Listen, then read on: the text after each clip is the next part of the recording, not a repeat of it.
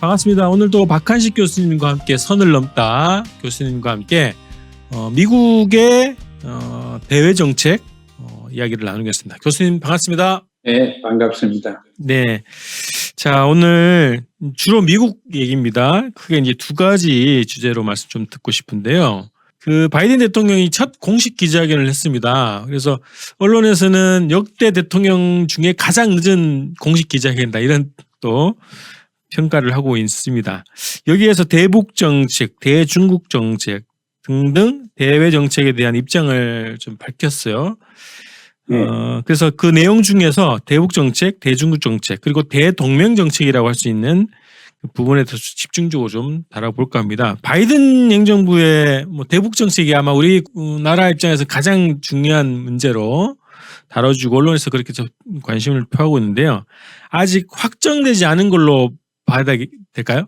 네, 확정되지 않았지만은 돌발적인 사건이 어떻게 생기기 전에는 오늘 우리가 예측할 수 있습니다. 그 기존에 이제 그 입장을 좀 들어보면 동맹과 조율하고 최종 정리 단계에 있다. 뭐 이런 보도를 계속 해왔어요. 근데 이제 제가 보기에는 조율이라고 이제 표현은 하지만 한국 정부의 입장을 듣거나 한국 정부와 합의를 본다는 의미로 들리는 것보다는 그동안에 미국이 이제 한국 정부에다가 통보를 주로 해왔죠. 그리고 압력을 넣고 자기의 정책에 따라서 이게 끌고 가려는 그런 입장을 보인 것이 이제 미국 식이었고 미국의 방식이었는데 동맹과 조율한다 이것도 기만술 아닌가 이렇게 들리거든요. 과거하고 좀 다르달까 한 것이 이분이 핵 문제에 대해서 이번에도 이해 분명히 했지만은 결국은 끝에 가서는 핵 문제를 해결하는 것이 우리 외교정책의 중요한 목적이다. 그랬어요. 그러니까 그게 우리가 귀담아 들어야 됩니다. 핵을 먼저 포기해라. 포괄적으로 먼저 포기해. 그래야지 우리가 대화를 하겠다. 그렇게 해서 한 발자국도 못 나갔습니다. 그런데 바이든은 조금 우리가 우리 식으로 해석을 좋게 하면은 대화는 계속하겠다. 다른 안건도 테이블에 가져와서 놓고 다 하겠다. 그리고 이제 비핵을 전제 조건으로 내걸고 대화의 하나의 과정으로 그렇게 생각하지는 않겠다 하는 것이 이 사람의 지금까지 얘기한 거고 그런 의미에서는 큰 변화입니다. 비핵화를 전제 조건으로 안 한다는 것이 바이든의 이번 기자회견에서도 한 번 더 재천명이 되었습니다. 그걸 우리가 봐야 되고 그 다음에 동맹과 조율을 한다고 그랬는데 동맹이 조율을 하느냐 안 하느냐 그건 둘째치고 누구냐 이걸 봐야 됩니다. 동맹이 일본과 한국이라고 그렇게 우리가 보면은 너무 옛날에 습성에 빠진 것 같아요. 동맹이라는 게 지금 바이든이 외교 정책을 하면서 나오는 동맹은 유럽의 민주주의 국가들이 다 중요한 동맹입니다. 그들하고도 대화를 하지 않겠느냐 싶습니다. 왜냐하면은 미군 철수 문제가 한미 간의 외교 또 북미 간에 기필코 나옵니다. 미군 철수 문제가. 미군 철수 문제가 나오면은 외국에 있는 미국 군인들 이렇게 저렇게 다시 움직이는 것이지 한국에서 철군한다고 미국으로 데리고 가는 건 아닙니다. 그러니까 지금 세계에서 제일 많은 것이 독일이고 나토니까 지금 중동 같은데 이런 데서 미군이 더 필요하면은 나토에서 가져가야 될 거예요. 또 한국에서 필요하면 나토 같은데 일본 같은데 괌 있는 몇 있는 거 거기서부터 가져와야 될 거예요. 그런데 이런 조정을 해야 되니까 기필코 동맹 국가라는 것이 일본과 한국 요 두 개만 국한돼서 우리가 봐서는 안 되겠다 하는 그런 생각입니다. 저 새로운 분석이신데 주한미군을 기준으로 봤을 때 한국만 연계된 문제가 아니라 전 세계 미군과 연계된 문제다 이렇게 보시기 때문에 그렇죠. 동맹과의 조율 문제를 전 세계적으로 봐야 된다 이렇게 얘기하시는 거네요. 그렇습니다. 그래. 그렇게 본다고 하면은 일본과 한국, 더구나 일본과는 달리 유럽은 대부분 북한과 국교 관계가 수립되어 있습니다.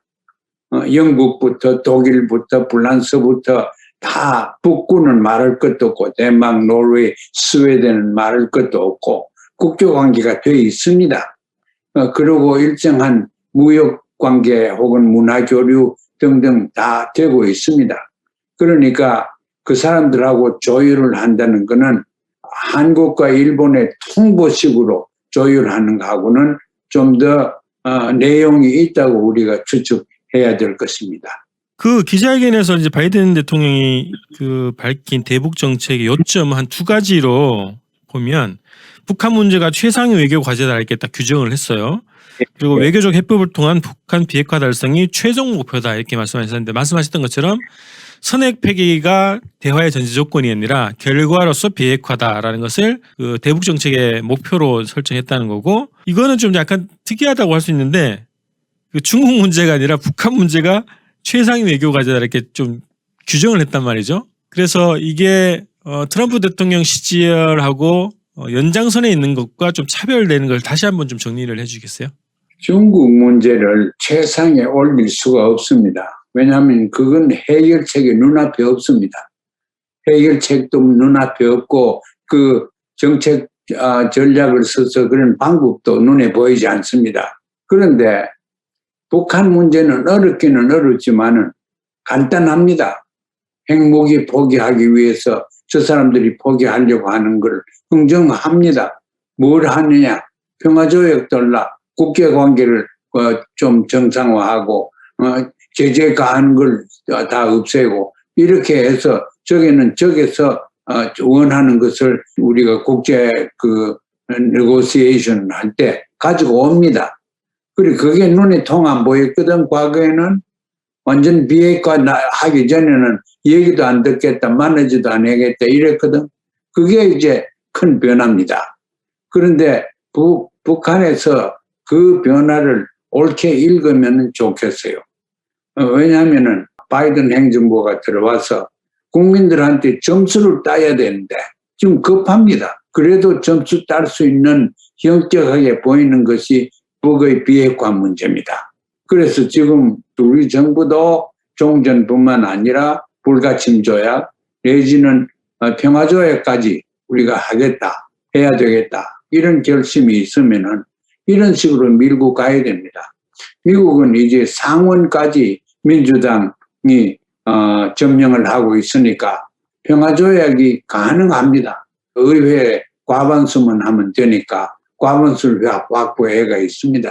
그래서 이때 대한민국이 북한과 미국이 평화조약 내지는 국교관계도 좀 이룰 수 있는 그런 방향으로 우리 정부에서 밀고 가야 됩니다. 지금 그렇지 않습니까? 미국이 대한민국을 동태아 버렸습니다. 쿼드, 오스트레일리아, 인디아, 일본, 미국 이래서 네 나라가 하면서 과거에 딘 애치슨이 1950년에 6.25 사변 나기 전에 애친슨 국무장관이 미국의 방위선을 끊는데 일본은 포함시키고 한반도는 방위선 100개 갖다 놨잖아요. 그거하고 비슷한 상황이 지금 벌어졌습니다. 미국한테 대한민국, 그러니까 한국이죠. 한국을 수호하기 위해서 모든 대가를 다 치르겠다. 그건 지나가는 것 같습니다. 그렇지 않는 것 같습니다. 그런데 그러면 우리는 대한민국의 야당에서는 큰일 났다 싶을 거예요.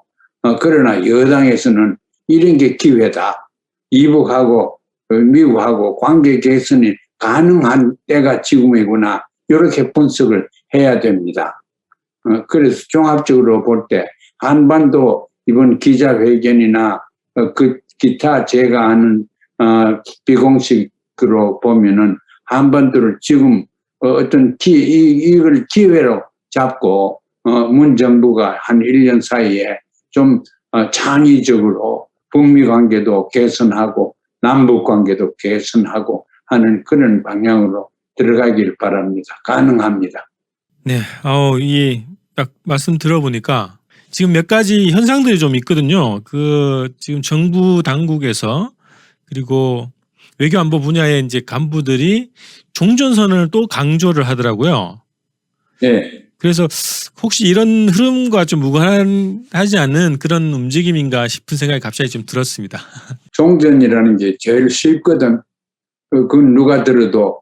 그래서 종전이라는 걸 사인하고 나면 평화조약으로 들어갑니다. 깊이 있고. 그런데 북에서는 종전선언 필요 없다고 지금 얘기하지 않습니까? 그 말이 옳아요. 평화조약을 맺든가 불가침 조약을 맺든가 이러면 종전선언은 그냥 그게 포함되어 버리는 거죠. 그러나 절차상으로 종전선언을 하는 것이 가장 설득력이 있고 또 쉽습니다. 그러니까 그거 대한민국에서 그걸 밀고 나가는 거는 벅잘하는 거라고 생각합니다. 그 중국 얘기하셨는데 바로 이어서 중국 정책에 대해서 좀 살펴보겠습니다. 자, 바이든 대통령이 이렇게 얘기했어요.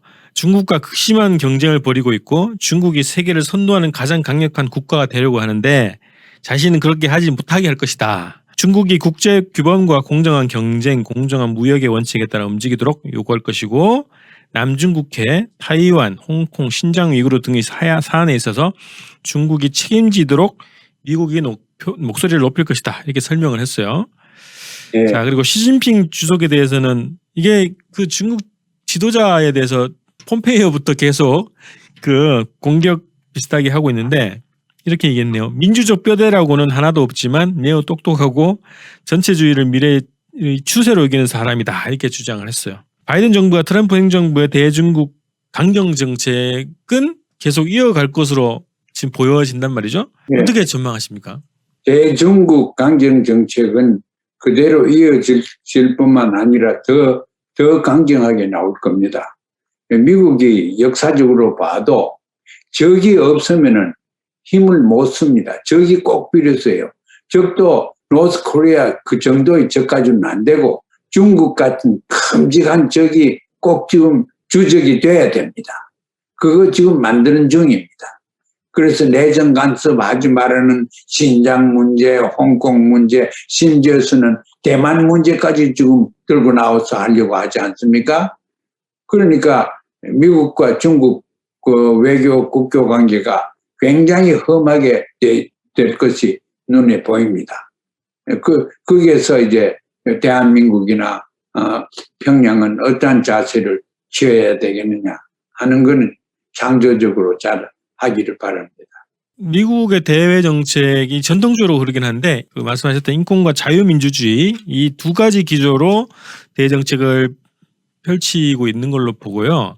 그래서 대중국 정책에서도 인권 문제를 주요 공격 수단으로 이제 삼으려고 하는 것 같아요.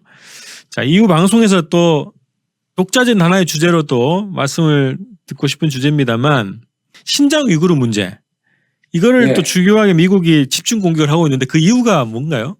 인구도 그게 한 1200, 1300만이 되는데 큰 자치주입니다. 그래 거기에서 종교성을 가지고 있는 자치주이기 때문에 중국에서 그게 파고 들어가기가 굉장히 어렵습니다. 그 종교적으로 똘똘 뭉쳐 있는 것이 몇 나라가 없습니다. 그 신장에 이렇게 큰 덩어리가 전부 다 이슬람교로서 국경만 건너면 그게 전부 이슬람 국가들입니다. 그래서 그 사람들이 힘도 받을 수 있고 종교적인 경쟁이 되면은 하기 때문에 국경으로서는 굉장히 골칫덩어리가 신장입니다.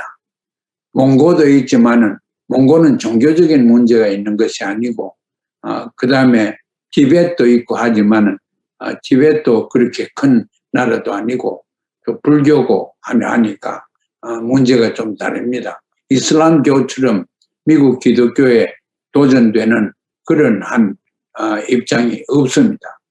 그래서 중국이 지금 국내적으로 가장 중요한 도전은 신장 문제입니다.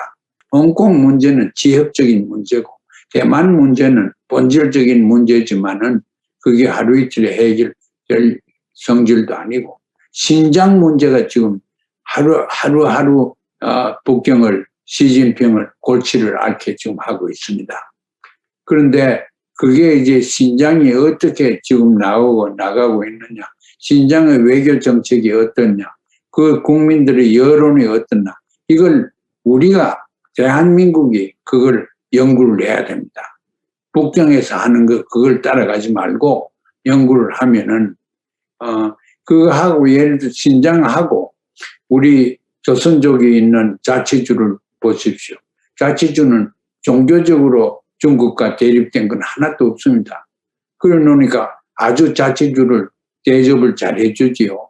교육, 문화, 경제까지 자주적으로 할 수 있도록 이렇게 하는데 신장은 그렇지 못합니다. 그렇게 해놓으면은 이 유구리족들이 자기 종교로서 똘똘 뭉쳐가지고 중국에 항의를 하게 되고 또 외부에서 그 이슬람교들이 있는 국가가 경제적인 군사적인 도움도 줄 수 있고 그렇습니다. 그래서 그 지도 보고 보면 신장이 굉장히 많은 미국, 중국 그런 영토의 6분의 1을 신장이 가지고 있습니다. 그래서 그걸 우리가 직접 신장을 연구를 좀 해야 될 것 같고 북경에서 신장을 보는 것은 어떤 목적의식을 가지고 보기 때문에 우리가 과학적인 거기에 있는 사실을 잘 파악하기가 어렵습니다.